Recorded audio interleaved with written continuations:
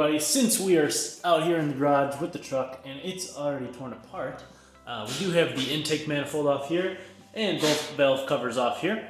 So while those are off, we're going to actually repaint them. If you can see here, this guy is just really rusty. Some of it's old paint, some of it's grime and dirt, and it's just very gross. So what we're gonna do is we're gonna first start off by cleaning off any grime and dirt and other debris with our wire wheels here. We're gonna use this one for getting down kind of in the crevices. And then we're gonna use the cup brush, looks like a little cup. We're gonna use that on the flat bits, anywhere that it's sort of flat, and we can power through that way. Then, once all of that dirt and grime is off, we're going to go ahead and apply some aircraft paint remover. And then there's a few more steps after that. So first we got our aircraft paint remover in order of use from left to right. We got the paint remover, we got some isopropyl alcohol.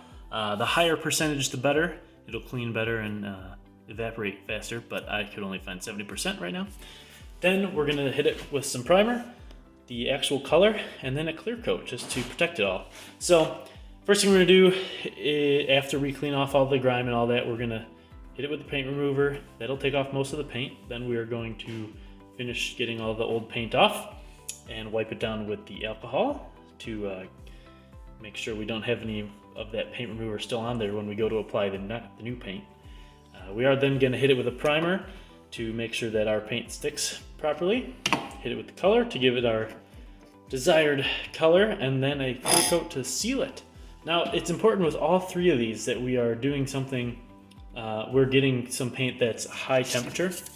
So it'll tell you right here, withstands heat up to 500 degrees F. Resistant to oil and fluids, ideal for engine blocks and accessories. So you can find all these. I got these at Autos, and you're gonna need all of them to do this job. Now we are working up under the hood. That's where the paint's gonna be when it's done. So it does get pretty toasty in there. That's why we need to have this high heat paint. If you put non-high heat paint on there, it'll probably bubble and peel off, and then your paint's gonna be gone and you'll have bare metal again, which is not great because once you have bare metal, any water that gets on there can cause rust, and then the rust is very hard to get out. All right, so here's before the wire brush. And here's after. So I realize it might not look a ton different, but if you could have seen the amount of stuff that I picked up in the vacuum, it was so gross. Now I did have to use a little hand brush as well, because there were some spots, some nooks and crannies that I couldn't get to with either this wheel or that cup brush. So you know, down in here, or down in that little crevice. Some crevices over here as well. So now that we've cleaned off most of the grime and stuff, we can take our paint stripper, the aircraft paint remover, we can spray that on there, and I think we have to let it soak for about 45 minutes, but we'll read the back of the bottle. So it says, allow remover to work until finish is blistered or softened completely, generally within 45 minutes. So we're gonna do that, and we'll be back to check on it. Ooh, it's gonna close. Sorry about that. Anyways, we got most of the paint off. It's about as good as it's gonna get. It had like a bajillion layers of paint on it. So I went through with wire brush and the paint remover like 4 times, and it still has paint. So it's clean. I went over it with the alcohol, and I actually used some carb cleaner and brake cleaner to get some of the extra residue off. That stuff's extra powerful. And now we are just prepping for the paint. So we're gonna block off any holes. We're gonna tape off the side parts where there's gonna be gaskets for the valve covers here. And yeah, we definitely don't wanna get any paint in any screw holes. That'll mess up the threads. But I think it's looking decent. So what we're gonna do is we're gonna be extra careful with the tape, and then once that's done, we're gonna hit the whole thing with this primer, and it's this nice gray color. I think it's not meant to be shown, but what I wanna do is on these engravings, the firing order, the Ford, got some stuff over here, serial numbers and whatever. I want to put down the gray paint and then the blue paint, and then I'll lightly sand off the top of these so they stand out against the blue. It'll be like this nice gray against a nice blue. I think that'll look really nice. So with that said, I'm gonna get to taping. We'll check back in a bit. And we're back. All right, so this is what we got. We got a combination of tape and paper towels. We got the tape covering water inlet or water outlet, I can't remember. But that goes and flows through the whole thing, cools it down. We have paper towels screwed into all the threaded spots and even some of the non-threaded spots just to keep everything out. And as I may have said before, we got the tape on the surface that's gonna have a gasket. We want that to be nice and clean so it seals good. And then we have tape over the clean surface where the carburetor goes. That also gets a gasket. And then we have tape on the screw posts which hold the carburetor on. Now there is this little tiny nubs that I did not tape. I believe those are also covered by the gasket, so post painting I'll probably have to scrape them off. But that's I don't know. I think it's less work than trying to tape this weird circle and still allow the paint to get in all around it. So it does look like we are ready for that first coat of paint. And we have the makeshift paint booth. It's just some cardboard, and that's literally it, just some cardboard. So we're going to do that, and we'll see how it looks after a coat. And we'll probably let the coat dry tonight, and we can do another coat tomorrow, or even maybe later tonight. I gotta read the back of the thingy. All right, so I was reading the back here, and it does say to apply all coats within 1 hour. So looks like we're gonna apply all coats within an hour. It's gonna be interesting. All right, so while we did apply all coats within the hour, like it said on the bottle, I did wait until the next day because when I was filming the last little bit, it was like 10 p.m., 11 p.m., and I need to go to bed. Anyways, here's what we came out with. Let's see if we can get that in focus. It looks really nice.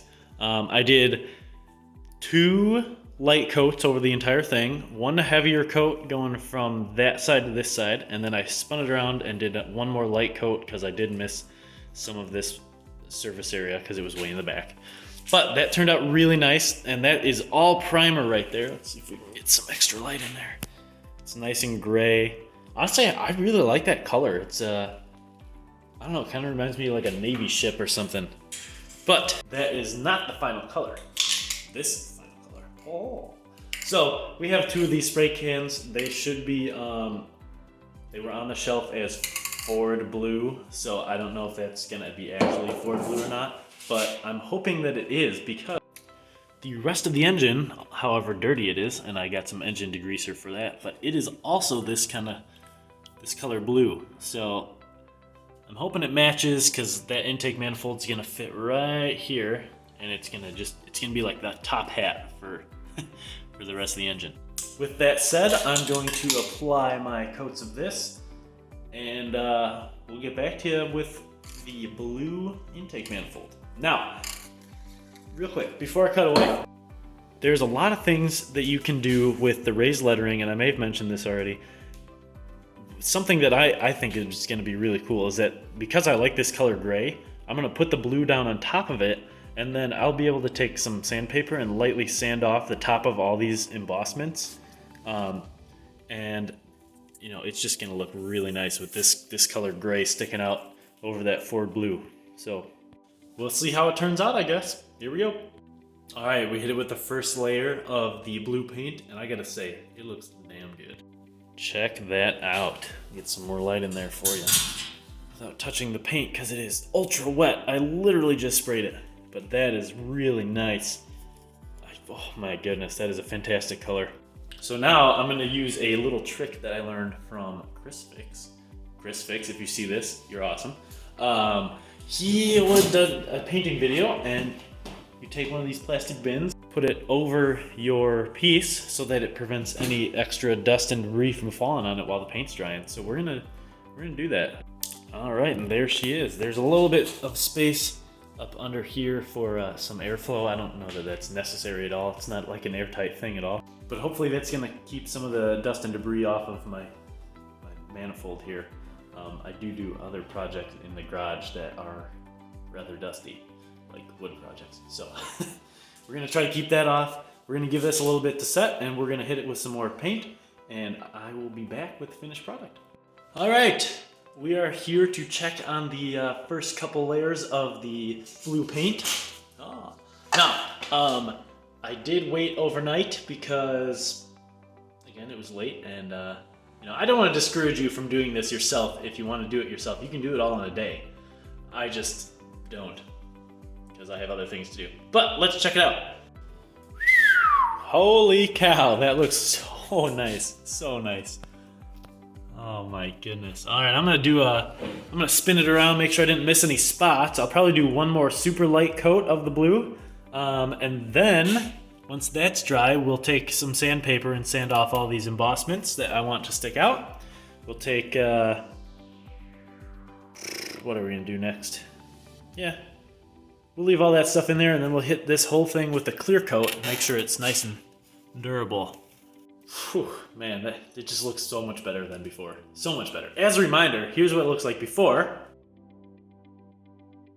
and here's what it looks like now. That's a huge improvement, but we're not done yet. We're not done yet. So I'll be back in a few. All right, so there were a few spots that were a little thin. So I took off this cover. We took that off, and I hit it with another light coat in the spots that had some thin paint on it. So we're gonna let that dry, and when it's dry, we're gonna sand off just that top layer so we can get down to this nice gray color underneath. So we'll have the gray coming through the blue. Oh man, that's terrible lighting. So sorry. How about that? Gray coming through the blue, and it'll look, I think, really nice. So, gotta wait for the paint to dry now. All right, so the blue coat is nice and dry now. So what we're gonna do is just figure out which parts we want to sand off. So that's going to be obviously anything on this top bit, this little T thing and some imprints here and all this. But I also want to get the cylinder numbers 2, 3, 4, 5, 6, 7, 8. So I'm going to take some 150 grit sandpaper, and I'm gonna rip off a little piece because I don't want to have like this whole thing, and if I'm sanding with just this little bit here, I don't want the rest of it to be rubbing on the paint, possibly taking off paint that I don't want to be taking off. So I'm gonna give that a shot, and if it turns out good, I will put some pictures here. If it doesn't, I'm gonna do it again and again and again until it is wonderful. All right, the sanding is done of the embossments here. Not sure you'll be able to tell a huge difference because, well, they're rather small. But we'll take a look at them anyways because it's really this attention to detail that really makes an engine stand out. Look at that. Cylinders. Over here. That's nice. I'm pretty satisfied with that. Especially because these older motors don't have quite the crisp embossment that the newer motors do. I think it's because these ones were cast. This is a cast iron intake manifold. Newer stuff could be machined or otherwise finished in a better manner so that you see these embossments better and they're nice and flat and all that. But that being said, I think this turned out freaking amazing. So next step is to put the gloss coat on, and then we're gonna do these two bad boys. These are the valve covers. But to save you from watching me do all that again, I'm just gonna skip to it right now. All right, guys, so I know I said I wasn't gonna show you any part of the valve cover painting, but we're gonna do something a little different here. On the intake manifold that's sitting way over there, we just took a little bit of sandpaper and sanded off the top layer to get down to our gray layer to show through the blue. But because this one's gonna be gray, so we got the primer, then we just went over the words with blue paint right here. And we didn't do everywhere because we're just gonna cover up the letters and then hit it with the gray all again, so that we end up with a gray valve cover with blue letters, which I think will be super awesome. As you can see here, we're gonna try to use some masking tape and cut around the letters and then peel off the whole thing, and hopefully that should leave tape on the letters so that when we spray back over with the gray paint, we won't get any of the letters. So we did that one. Oops. I'll show you how we did it on this one.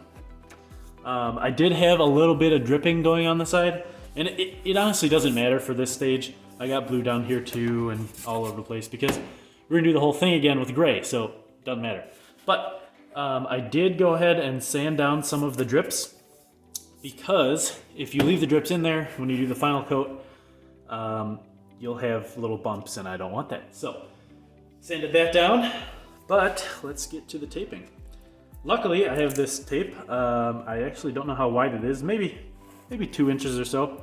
It's just about as wide as this entire wording here. So we just kind of went like this. Make sure you cover the entire thing. Start pressing down a little bit, and this is where the fun part happens, because you just cut the tape here. There we go. As you push down, the letters reveal themselves, and it's kind of cool to see, which is why I decided to show you this one bit. Ooh. Powered by Ford. All right, we're gonna peel off this end part of the tape and move it a little bit to the right. It should not take off any of the paint, but just be careful if you're doing that. Right, so we'll push that down. Give it a good rub again. Look at that. Look at that. So we'll get in there. We'll make sure that it's nice and stuck down on all those letters. And then I just have a pocket knife. You can do this with a razor as well, a little razor blade, which I might be able to find. But I'm just gonna go and cut right next to all the letters and try to make sure that the tape stays on all the letters, so that when I am done, I can just peel this whole thing and it'll leave the letters behind, and it will just say Power by Ford. So let's see if we can do that. All right, so they're all painted, all done being painted with the primer. Let's see if we can take some of it off and see what we got underneath it.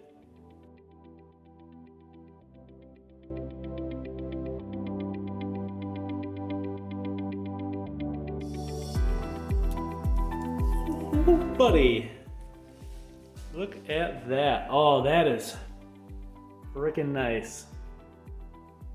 Got like a nice matte gray with the shiny blue. Oh yeah. Okay guys, this is amazing. After peeling off all of the tape and doing a little extra work, we hit it with the clear coat and all that. It's finally done. Here's some mock-ups with it against the blue intake manifold, and I just think it looks amazing. This is a great color. Once I degrease the engine, it's gonna look really, really nice under there. When I got the paint from Menards, the checkout lady asked me why I was painting my car parts under the engine, because no one ever sees it. And it's just, honestly, I think it's just a personal pride thing. You just gotta take a little bit of pride in your vehicle and make sure it's nice and maintained, and it'll last a long time. Anyways, hope you enjoyed seeing this and seeing the painting process. I'm gonna put these on in a different video, so look out for that. And hopefully we'll have the truck up and running shortly here. I need a few more parts, but we're moving along. We're moving along. If you enjoyed this video, go ahead and smash that like button. Subscribe if you want to see some more videos, and leave a comment if you got something you want to say, some other thing you want to see, questions. Let me know. See ya.